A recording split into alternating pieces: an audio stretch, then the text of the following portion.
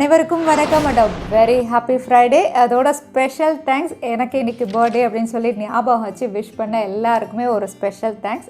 17 December என்னுடைய birthday ஞாபகம் வச்சுருந்ததுக்கு ரொம்ப ரொம்ப தேங்க்ஸ். அதோட இன்றைக்கி நிறைய எக்ஸைட்டிங் அப்டேட்ஸ் இருக்குது. எஸ்பெஷலி ஜியோ அப்படின்னு பார்த்தீங்கன்னா double dhamaka offer, buy one get one offer கொடுத்துருக்காங்க. பட் எல்லாருக்கும் இல்லை. அதோட டீட்டெயில்ஸ் என்னென்னு பார்த்துடலாம். சாம்சங்குடைய A53 மறுபடியும் இன்னொரு சிப்செட் ரிவீல் ஆயிருக்கு. அது என்னென்னு பார்த்துலாம். OnePlus Nord CE இதோட ஃபுல் ஸ்பெசிஃபிகேஷன் ரிவீல் பண்ணியிருக்காங்க. அதுவும் என்னென்னு பார்த்துலாம். மீடியாடெக் டைமென்சிட்டியில் இன்னொரு புது சிப்செட் எல்லாமே பார்த்துலாம். டெக் நியூஸ் நம்பர் 711ல் இன்றைக்கும் பேடிஎம் கான்ட்ராஸ்ட் இருக்க டீட்டெயில்ஸ் எப்போ மாதிரி உங்களுக்கு டிஸ்கிரிப்ஷனில் இருக்கும், நீங்கள் செக் பண்ணிக்கலாம். ஸோ வீடியோக்குள்ளே போகிறதுக்கு முன்னாடி இந்த சேனலை நீங்கள் முதல் முறையாக பார்க்குறதா இருந்தால் என் பேர் வனா, இது டெக்னிக்கல் சென்னை. அனைத்து டெக் செய்திகளும் தமிழ்.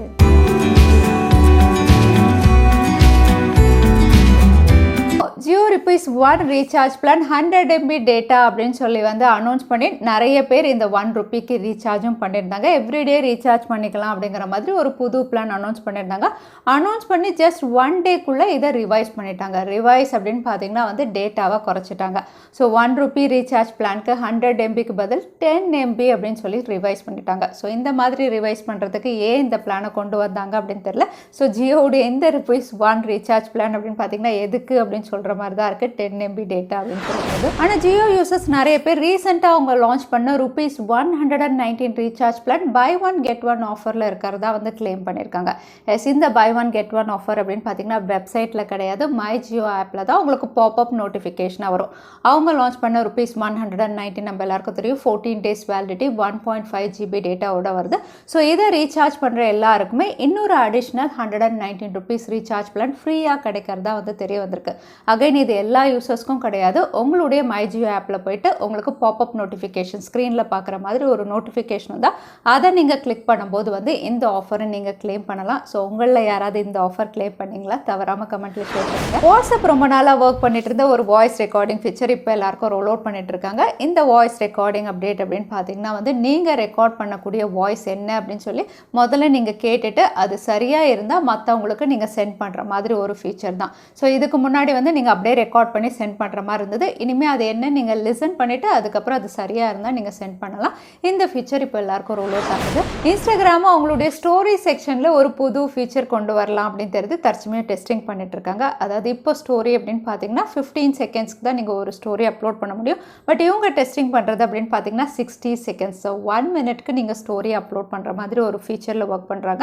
தற்சமயம் 15 செகண்ட் தாண்டினோடனே உங்களுக்கு மல்டிபிள் ஸ்டோரிஸ் மாதிரி தான் போஸ்ட் ஆகும். பட் இந்த அப்டேட்டுக்கு அப்புறம் 1 மினிட்டுக்கு நீங்கள் ஸ்டோரி அப்லோட் பண்ணலாம். Xiaomiயுடைய Mi Fan Sale 2021 இப்போ இந்தியாவில் லைவாக இருக்குது. அகைன் லிமிடெட் பீரியட் ஆஃபர் தான். இங்கே உங்களுக்கு ஸ்மார்ட் ஃபோன்ஸ், லேப்டாப், டிவி எல்லாமே இன்ஸ்டன்ட் டிஸ்கவுண்ட் அப்படின்னு சொல்லியிருக்காங்க. டிஸ்கவுண்ட் அப்படின்னு பார்த்தீங்கன்னா ₹1000 ₹5000 வரைக்கும் உங்களுக்கு டிஸ்கவுண்ட் இருக்குது.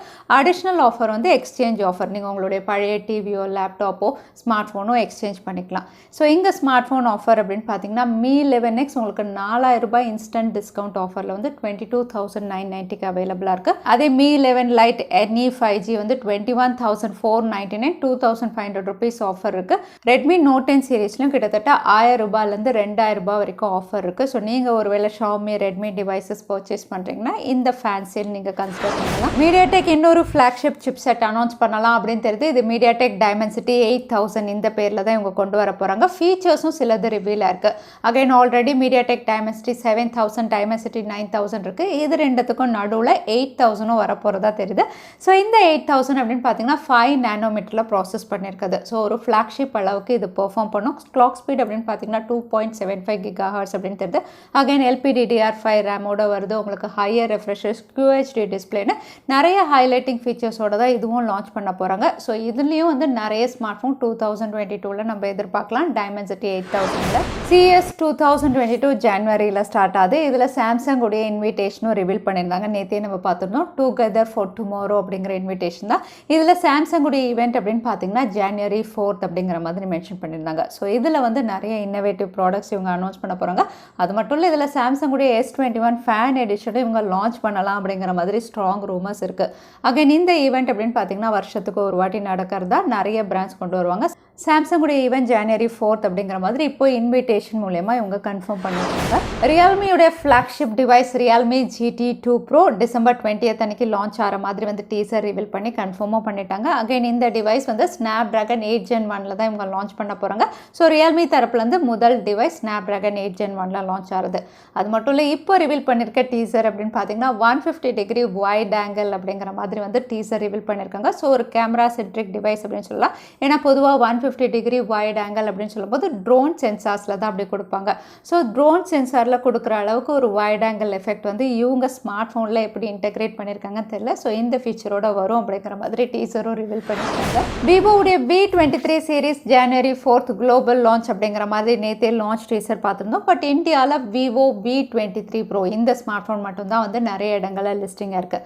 அது மட்டும் இல்லை, இந்த ஸ்மார்ட் ஃபோன் அப்படின்னு பார்த்தீங்கன்னா இதோட பேக் பேனலில் உங்களுக்கு கலர் சேஞ்சிங் பேக் பேனலோட இவங்க லான்ச் பண்ணலாம் அப்படின்னு தெரியுது. ஸோ கலர் சேஞ்சிங் அப்படின்னு பார்த்தீங்கன்னா பேக் பேனல் ஃபுல்லாக உங்களுக்கு கிறிஸ்டல்ஸ் இருக்கும். ஏஜி மேட் கிளாஸ் அப்படிங்கிறதுனால சன்லைட் படும்போது வந்து உங்களுக்கு அந்த கிறிஸ்டல்ஸ் வந்து டிஃப்ரெண்ட் கலர்ஸ் காட்டும். ஸோ இந்த பேக் பேனலோட தான் விவோவுடைய V23 Pro இவங்க லான்ச் பண்ணலாம் அப்படிங்கிற மாதிரி தெரியுது.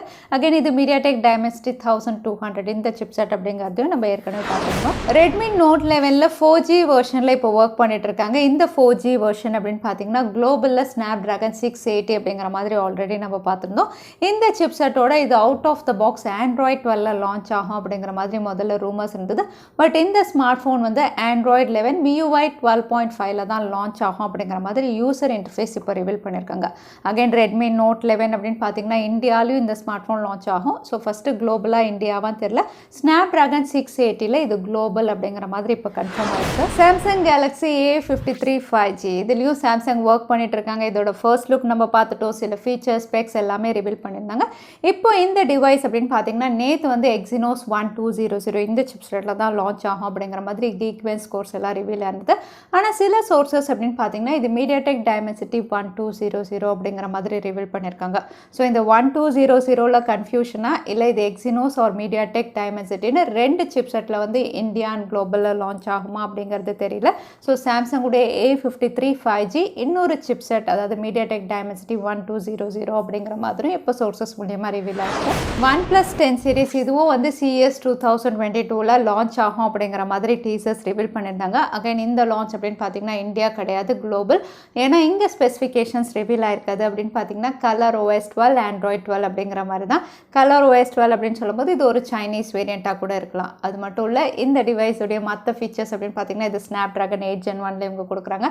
6.7 inches curved AMOLED panel 120 Hz refresh rate அப்படின்னு தெரியுது. அகைன் கேமரா அப்படின்னு பார்த்தீங்கன்னா செல்ஃபி கேமரா 32 மெகா பிக்சலும் rear camera 48+50 mega pixel ultra wide 8 mega பிக்சலுக்கு 3x ஜூமோட இவங்க லான்ச் பண்ணலாம் அப்படிங்கிற மாதிரி இந்த சில ஃபீச்சர்ஸும் ரிவீல் ஆயிருக்கு.